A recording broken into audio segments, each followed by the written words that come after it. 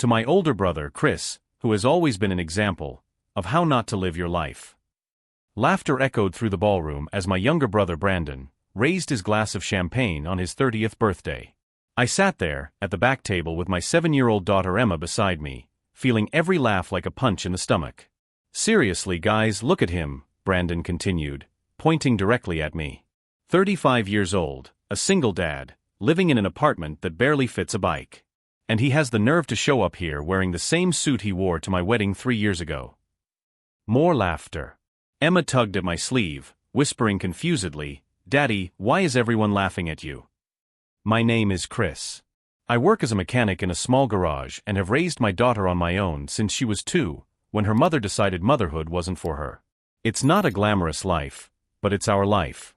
Emma is my priority, my joy, my reason for getting up at 5 every morning.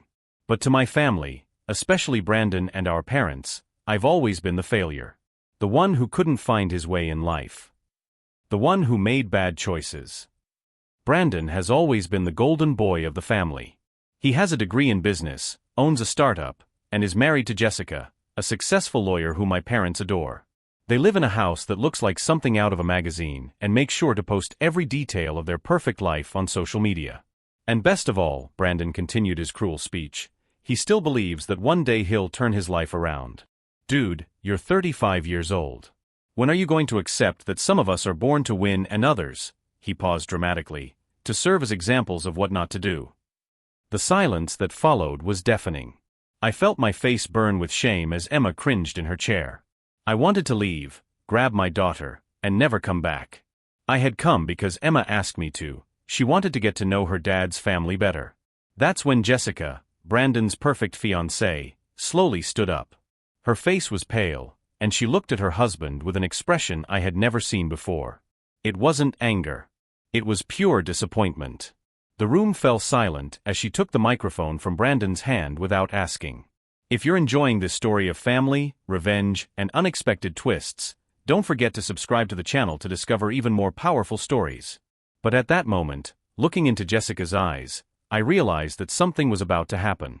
Something that would change everything forever. Jessica held the microphone firmly, but didn't speak right away. She just stared at Brandon with an expression I had never seen in her 3 years of marriage. It was as if she was seeing her husband for the first time. Brandon, on the other hand, was still smiling, thinking his wife was going to compliment his cruel performance. "Go on, honey, tell them about the stories Chris used to tell us when he borrowed money." But Jessica didn't laugh. She didn't smile. She just took a deep breath and said, "I need to tell you something. All my life, Brandon has always been the perfect son. 3 years younger than me, he always had it easier. When we were kids, I broke toys trying to understand how they worked. He got new toys. As teenagers, I worked part-time at the supermarket to have my own money. He got double allowance because he got better grades. In college, while I was going into debt with student loans to study mechanical engineering at a state university, my parents paid for Brandon's entire tuition at an elite private school. It's an investment in the family's future, they said. When Emma was born and my ex-girlfriend Sarah disappeared, leaving only a note saying she wasn't ready to be a mother, I thought my family would finally understand. That they would see how hard I was struggling, how I needed emotional support, not financial support. Instead, my mother said, "Well, Chris, you've always had trouble choosing the right people. At least now you'll learn responsibility." Brandon was worse. He told the whole family that I had gotten some girl pregnant who ran away, and that now I was dead weight who was going to drag everyone down. But the truth is, Sarah wasn't some girl. She was a medical student, smart, ambitious. We loved each other. The problem was that when Emma was born, she realized she couldn't balance motherhood with her career dreams. And instead of talking it out like adults, she ran away. Brandon never knew this version of the story. He never asked. For him, it was easier and more convenient to turn me into the failed brother who serves as a negative example. His startup? It was started with a $50,000 loan from our parents. The same amount I borrowed over 2 years to raise Emma on my own, and which I pay back religiously every month, even if it means we eat sausage and pasta 4 times a week. Jessica remained silent, still holding the microphone. The room was starting to get uncomfortable. Some people looked at their cell phones, others whispered to each other. "Jessie." Brandon called, trying to regain control. Are you going to say something or not? That's when she finally opened her mouth. You know I'm a lawyer, right? Specializing in corporate law. And you know that because of that, I have access to a lot of information about companies and their partners. My stomach froze. Not for myself, but for the expression that crossed Brandon's face. For a split second, I saw something I had never seen before: fear. Jessica, honey, I don't think this is the time to. He tried to interrupt. Actually, Brandon, I think this is exactly the right time. She turned to the audience. Because while you were laughing at Chris for being a hard-working single father, I found out some things about my own husband. Things you should know. The silence that followed was different. It was no longer the silence of people waiting for a cruel joke. It was the heavy silence of people who sense that something very serious is about to be revealed. Emma tugged at my sleeve again. Dad, why does Aunt Jessica look sad? I didn't know how to answer. But looking at Jessica, seeing the determination in her eyes, I began to understand that this night was far from over.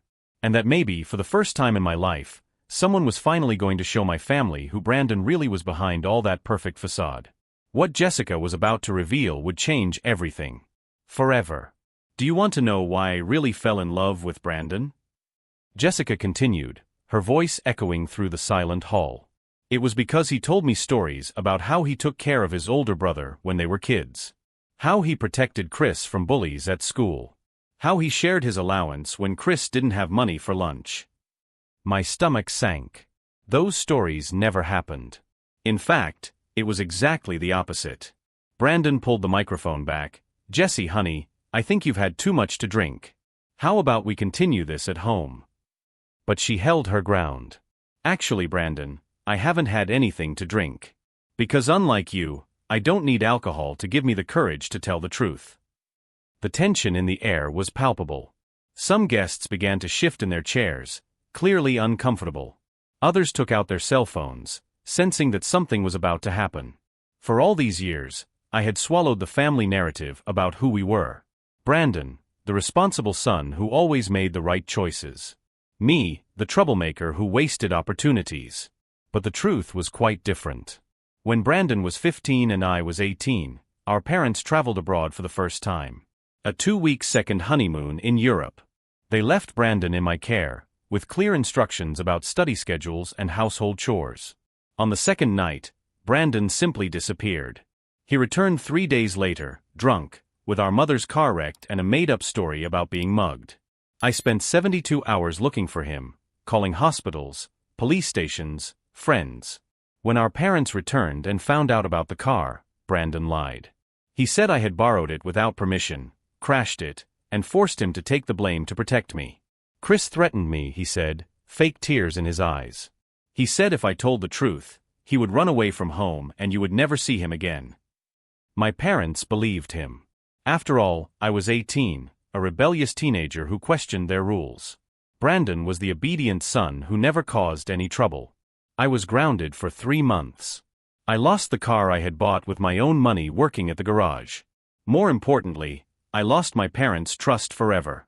That was just the first of many similar incidents over the years. Brandon's startup, Jessica continued, now walking slowly between the tables. Do you know how it really started? With a $50,000 loan from his parents. But do you know why he needed that money? My heart began to race. How did Jessica know that? Because he lost it all gambling online. $63,000 in 6 months. Money he borrowed using Chris's name and forged signature. The room exploded into whispers. Some people looked directly at me, then at Brandon. His face had lost all color.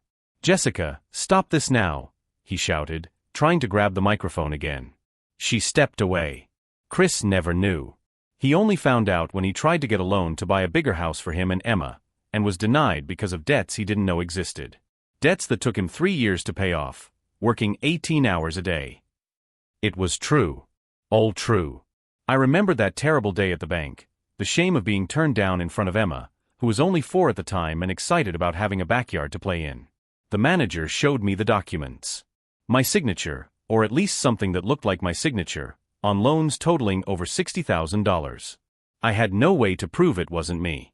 The dates coincided with a period when Brandon had access to my documents, when he helped organize my papers after Emma was born. At the time, I thought it was some kind of fraud by strangers. I never suspected my own family. And you want to know what's even worse? Jessica continued, her voice now shaking with anger. When Chris finally paid off all those debts, sacrificing every penny he had, Brandon used his brother's clean credit history to get a $50,000 loan from our parents. He said he needed Chris as a co-signer because he had some minor credit issues, but that it was temporary. My head was spinning. For years, Brandon had painted me as the irresponsible brother who couldn't handle money. My parents always mentioned how I complicated things financially, while Brandon was organized and reliable. Emma tugged at my sleeve. "Dad, what's a co-signer?" Before I could answer, Jessica turned directly to me. "Chris, do you remember signing documents to help your brother 3 years ago? Documents that Brandon said were just a formality." I remembered. Brandon had shown up at my house one afternoon with a stack of papers. He said he was expanding his business, that the banks required a co-signer because of some minor red tape in his history. That it was just a formality, that I would never be charged for anything. I signed. Because he was my brother. Because, despite everything, I still wanted to believe we could have a healthy family relationship. "Those documents," Jessica continued, "made you legally responsible for all of his company's debts. If the startup fails, if Brandon can't pay back the loans, you're the first person they'll come after. And he's known that for 3 years." The silence that followed was absolute. Even the children stopped running. It was as if 200 people had stopped breathing at the same time. I looked at Brandon. He was no longer trying to grab the microphone. He was just standing there, staring at the floor. That was the moment when something inside me changed completely. It was no longer about my personal dignity. It was about Emma. It was about the fact that if Brandon's company failed, my daughter would lose the stability I had fought so hard to give her. It was about the fact that my own brother had deliberately put my daughter's future at risk to protect his own success. I slowly got up from my chair. Emma looked at me, confused, but I allowed her to remain seated. I walked to the front of the hall, where Brandon and Jessica stood. The entire hall watched me. For the first time in my life, I had the attention of my entire family. And for the first time in my life, I knew exactly what to say. But what happened next wasn't just a revelation. It was the moment I discovered that Jessica had kept even more secrets about my brother. Secrets that would change everything forever. I walked to the front of the room in complete silence. 200 people were watching me, but for the first time in my life, I didn't feel ashamed. I felt clear. "Jessica," I said, my voice firmer than it had been in years. "Do you have copies of these documents?" She nodded, pulling a folder from her purse. "It's all here. Contracts, bank statements, email communications between Brandon and his creditors. Even his conversations with online gamblers where he brags about using his stupid brother's name to get credit." Brandon finally exploded. "Jessica, you're crazy. This is invasion of privacy. You violated my personal files." "Actually," she replied calmly, "as your wife, I have legal access to all of our joint finances. And when I discovered that you had put our house up as additional collateral using false information about Chris's income, I decided that I needed to protect my own financial security." My blood ran cold. "My house is at risk too." "Not directly," Jessica explained. "But if the company goes under and you're sued as a co-signer, they can seize your assets to cover the debts, including any future property you may acquire." Over the next 30 minutes, Jessica continued to reveal details that transformed my understanding of the situation. It wasn't just about money. Brandon had systematically destroyed my reputation in the family for years to protect his own image. When I borrowed money from Emma for emergencies, like when she needed appendicitis surgery, Brandon told everyone I was always asking for help because I didn't know how to manage money. The truth? I never borrowed money. I asked for advance payment for extra work I did fixing family cars. Work that Brandon knew I did for free out of love, but that he reported as desperate favors. He also intercepted her mail, Jessica continued. "Remember when you never got the invitation to Cousin Michael's wedding? Or when you didn't find out about Grandpa's hospitalization until 3 days later? Brandon would pick up her mail at her parents' house and forget to deliver it. Then he would tell everyone that she didn't care about her family. Each revelation was a piece of the puzzle falling into place. Years of feeling excluded, misunderstood, rejected. All orchestrated by my own brother. But it was the next revelation that made me make a final decision. "Chris," Jessica said, her voice growing quieter, "there's something about Emma you need to know." My heart stopped. What about my daughter? Brandon hired a private investigator to find Sarah, Emma's mother, last year. The entire room held its breath. Emma was my world. Anything involving her became a matter of life and death. Did he find her? I asked, my voice coming out hoarser than I expected. Yes. She's living in Portland, working as a resident doctor. Never married, never had any other children. And according to the report, Jessica hesitated. She regularly expresses regret that she abandoned Emma and would like to meet her. I felt like I'd been punched in the stomach. Why would Brandon do that? Because he was planning to use that information as emotional blackmail against you. If you caused trouble over the debts or exposed his lies, he would threaten to bring Sarah back and fight for shared custody. He knew you would do anything to protect Emma from being confused or hurt. At that moment, something inside me changed completely. It wasn't about money, pride, or personal justice anymore. My brother had weaponized my daughter. He had turned the love I feel for Emma into a weapon against me. And that was unforgivable. Brandon noticed the change in my expression. "Chris, I can explain." "No," I said, raising my hand. "You can't explain using my daughter as a pawn in a game you created to keep me submissive." I turned to Jessica. "You said you have all the evidence?" "Everything. Financial documents, correspondence, even recordings of phone conversations where he admits to forging her signature." Recordings. Brandon didn't know our home security system also records audio. 3 months of phone conversations where he brags to his friends about how he keeps his brother in line, and uses his financial situation to make sure he never causes any trouble. I took a deep breath. For my entire adult life, I had lived reactively. Always responding to situations Brandon created, always on the defensive, always trying to prove my worth. Not anymore. "Jessica, are you willing to testify about all this?" "Not just testify. I'm willing to be your partner in this." Brandon tried to intervene again. "You two are crazy. Jessica, you're my wife." "Actually, Brandon," she replied, pulling another document from her briefcase, "as of yesterday, I am your ex-wife. The divorce papers were filed this morning. And as a former partner in all of your companies, I can freely testify about the fraud I witnessed." The silence that followed was absolute. Even the children stopped moving. That's when I realized this wasn't just my revenge. Jessica had planned this meticulously.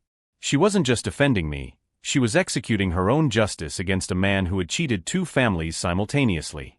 "There's something you two don't know yet," she continued, now smiling for the first time that evening. "The investigation into Sarah? I hired investigators too. To investigate the investigator Brandon hired." She turned to me. "Sarah never knew Brandon found her. But she's been looking for you and Emma for years. She has letters she never sent, gifts she buys every year for Emma's birthday, photos she posts on private social media accounts hoping you'll find her someday." Tears began to well up in my eyes. Not from sadness, but from a complex emotion I couldn't name. "Does she want to meet Emma?" "She wants to apologize to you first. She wants to know if Emma is okay, if she's happy, if you would allow a gradual and healthy contact. She doesn't want disruption, she wants reconciliation." For 3 decades, Brandon had built narratives about who I was, what choices I made, what kind of man I had become. Narratives that made me question my own worth as a father, as a brother, as a human being. But in that room, with Emma sitting at our table watching everything with curious but unafraid eyes, I understood something fundamental. I didn't need my family's approval to be a good father. I already was. And now, finally, I had the resources to prove it. If you've been following this story of family manipulation and shocking discoveries, be sure to subscribe to the channel, because what happens next will show you that sometimes the sweetest revenge is simply allowing the truth to come to light. Brandon was about to discover that years of manipulation have consequences. And that when you mess with an innocent child's life, you awaken something in the adults who protect them that goes far beyond the pursuit of personal justice. What he didn't know was that Jessica and I already had a plan. A plan that would begin on Monday morning and change not only our lives, but the entire dynamic of our family forever. On Monday morning, at 9 o'clock sharp, Brandon received 3 simultaneous phone calls. The first was from the bank, informing him that all business accounts had been frozen due to documentary inconsistencies reported by a guarantor. The second was from the accountant, saying that the IRS had scheduled a full audit for the following week. The third was from the startup's largest client, canceling a $200,000 contract due to integrity issues that have come to our attention. I knew this because Jessica had called me at 9:05, reporting each call in real time. She was monitoring the company phones, legally, since she still had access as a former partner. "He's panicking," she said. "He just called 3 different lawyers. They all refused the case after I mentioned his name." For 3 days, I watched Brandon unravel. Not out of malice, but out of necessity. Every document Jessica had provided to the authorities was authentic. Every witness who agreed to speak with me was someone Brandon had wronged over the years, people who had been waiting for an opportunity to tell the truth. The private investigator he hired to find Sarah? We discovered that Brandon had lied about the purpose of the investigation. The man believed he was reuniting a family torn apart by tragic circumstances, not collecting ammunition for emotional blackmail. When Jessica presented the real evidence, he not only returned all the money, but also provided all the recordings of conversations where Brandon explained his true plans for using the information. On Wednesday, Brandon showed up at my shop. He walked in without knocking, his clothes rumpled and his expression a mixture of despair and anger. His eyes were red, his hair unkempt. It was the first time in my life I had seen him without that air of superiority. "You've ruined my life," he said, his voice shaking. "I kept working under the hood of the Ford the first was repairing. Actually, Brandon, you destroyed your own life. I just stopped cleaning up your mess." Jessica is a snake. She planned this from the beginning. Jessica found out who you really were and made a decision. Just like Sarah did 8 years ago. Just like I should have done a long time ago. He approached me, trying to look intimidating. "You can't prove anything. It's just her word against mine." That's when I stood up, wiping my hands on the rag. I walked over to my desk and picked up a folder identical to the one Jessica had used on my birthday. "Brandon, do you remember this signature?" I showed him the first forged loan document. "Look closely at the handwriting. Now compare it to this." I took out a letter he had written to me 5 years earlier, congratulating me on Emma's birthday. Her face drained of color. A handwriting expert can confirm that the same person who wrote "Happy Birthday," Chris, also signed these loan documents. And we have 17 different examples of her handwriting over the years. He tried to grab the papers, but I held them away from him.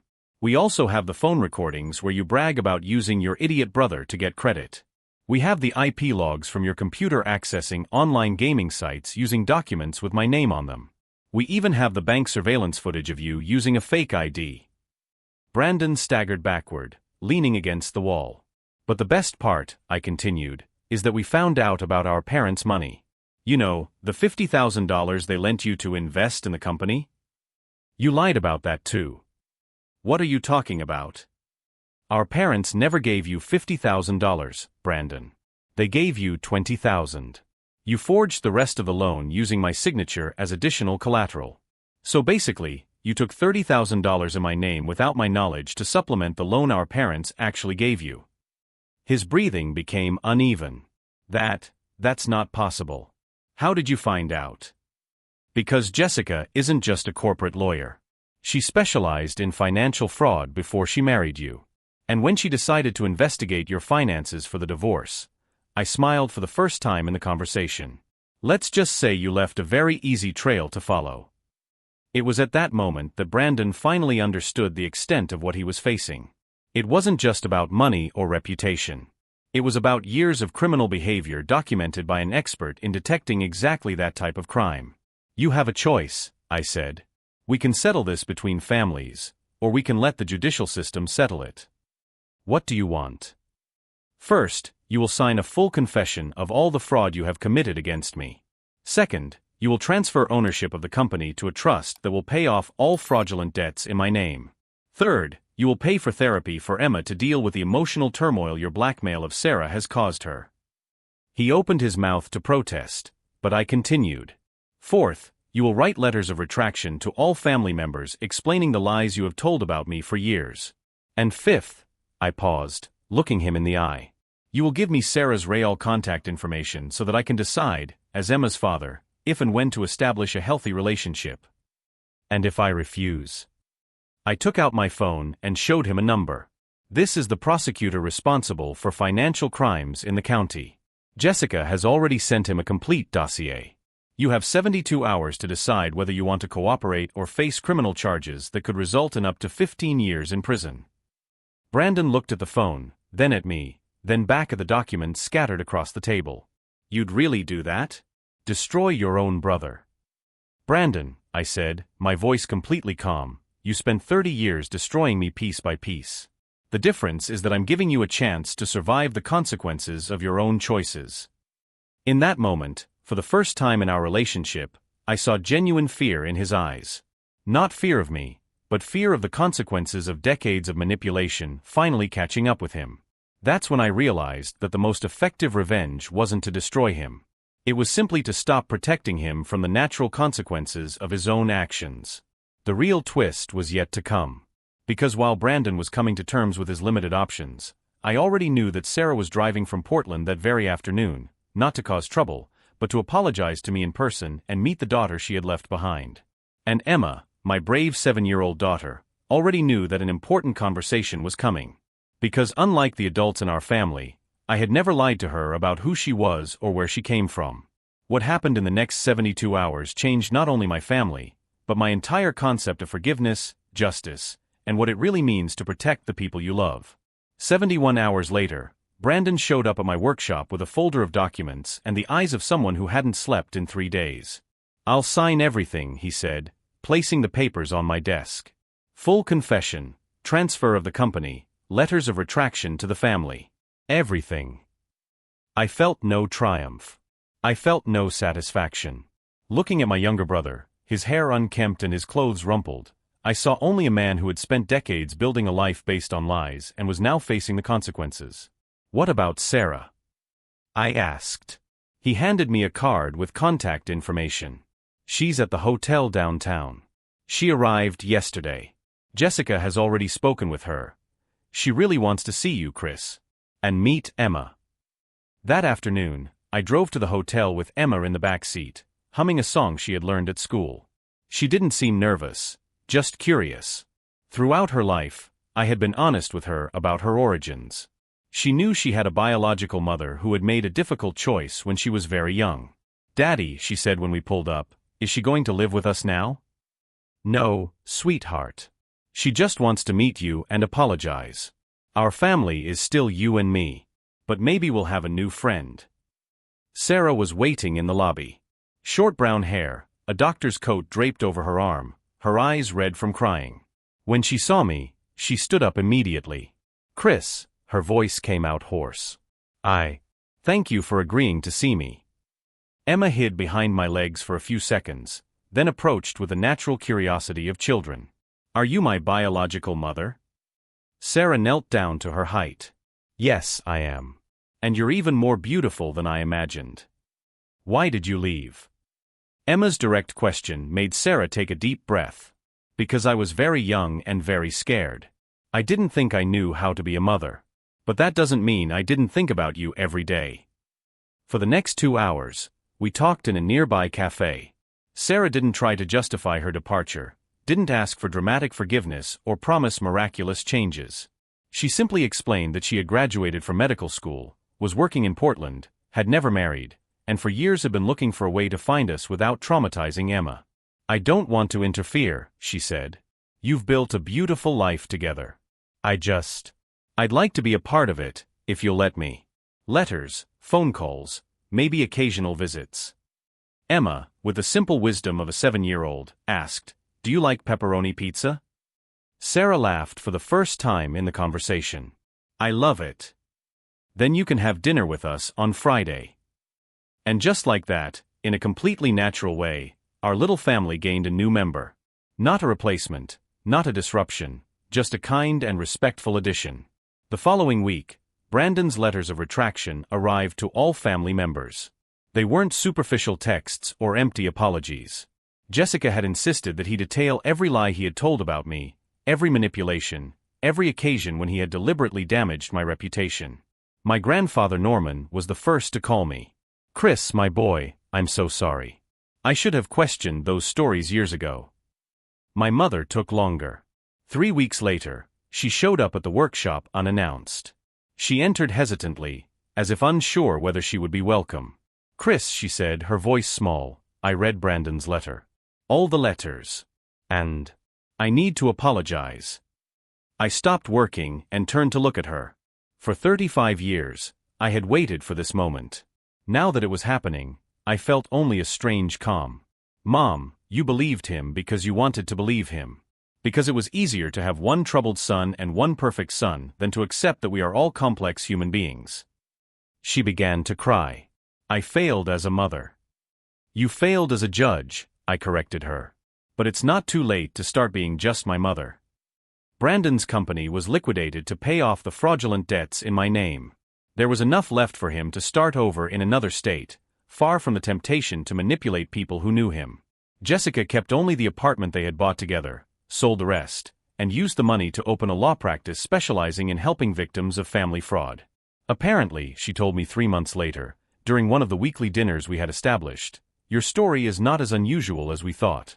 I have 15 similar cases this year alone." Emma grew 6 inches and lost 2 teeth during that time. Sarah kept her promise: monthly letters, weekly phone calls, visits every other month. She never tried to be the real mom, just Sarah, an important adult who loved Emma and respected our dynamic. A year after the birthday that changed everything, Emma and I were planning her 8th birthday party. Sarah was coming from Portland. Jessica was bringing dessert. My grandfather Norman promised to tell his war stories. My mother asked if she could help with the decorations. "Daddy," Emma said as we blew up balloons, "are you happy now?" The question caught me off guard. "Why do you ask?" "Because you seem different. More, taller." She was right. I felt taller. Not physically, but in some fundamental way. For decades, I had carried the weight of proving my worth to people who had decided I was worthless. Now, surrounded by people who saw me clearly, I no longer had to bow under that weight. "You know what the hardest part of all this has been?" I asked Emma as we tied balloons. "What?" "Learning that I didn't need their approval to be a good father to you." She smiled that toothless smile that melted my heart. "I always knew you were the best dad." That night, after Emma went to sleep, I sat on the small balcony of our apartment with a beer and reflected on the year that had passed. Brandon didn't destroy my life. He just revealed what kind of life I was living. A life where I accepted crumbs of respect, where I normalized family cruelty, where I taught my daughter that we should tolerate people who hurt us just because we share DNA. The real revenge wasn't exposing Brandon or seeing him face consequences. It was discovering that I deserved people in my life who see me, value me, and treat me with basic dignity. It was building a real community around Emma, where she would grow up understanding that love is not conditional or competitive. Brandon unintentionally taught me the most valuable lesson of my life, that family is not about blood, it's about choice. And people who consistently choose to hurt us do not deserve access to our energy, no matter how they are related to us. 2 years later, Brandon sent me a Christmas card. He was living in Denver, working as a consultant, going to therapy. The message was simple: "Thank you for giving me the chance to become a better person." I didn't respond right away. Not out of anger, but because I didn't feel an urgent need to reconnect. I had found peace in the distance, and maybe that was the healthiest relationship we could have. Eventually, I sent back, "I'm glad you're doing well. Take care." If this story of family manipulation and regaining dignity touched your heart, subscribe to the channel to discover more stories about people who refuse to accept disrespectful treatment and transform their lives completely. Because sometimes, the greatest revenge is simply to live well. Today, Emma is 10 years old. She plays soccer, plays the violin, and corrects me when I use obsolete slang. Sarah is a regular part of our lives, not as a mother figure, but as a medical mentor who teaches Emma about science and anatomy. Jessica has become my best friend and occasionally my legal advisor when clients have problems with dishonest repair shops. My mother comes over for dinner once a month. She still slips up occasionally, comparing or making inappropriate comments, but now I correct her immediately, and she learns. Healthy relationships require clear boundaries and consistent consequences. The shop has grown. I hired 2 mechanics and a receptionist. Not because I've become rich or famous, but because I've learned to value my own work and charge fair prices for quality services. I'm not a different person. I'm the same person I've always been, but now I'm surrounded by people who recognize and respect who I am. The transformation wasn't internal, it was environmental. And Emma? She's growing up knowing she deserves respect, that she can trust the adults around her, and that real family is built through consistent love, not tolerance of abuse. At the last school meeting, the teacher commented that Emma has exceptional self-esteem for her age. She always talks about her father with such pride, she said. It's rare to see a child so secure in the love she receives at home. Driving home that afternoon, I looked in the rearview mirror and saw Emma drawing in the back seat, tongue out in concentration, completely absorbed in creating something beautiful. That's not the ending any of us expected when that terrible night began 2 years ago, not with dramatic revenge or epic confrontations, but with the simple, extraordinary dignity of a life well lived, surrounded by people who choose to love us properly. Because in the end, the best response to those who try to diminish us is not to become smaller. It's to grow so big that they simply can't reach us anymore.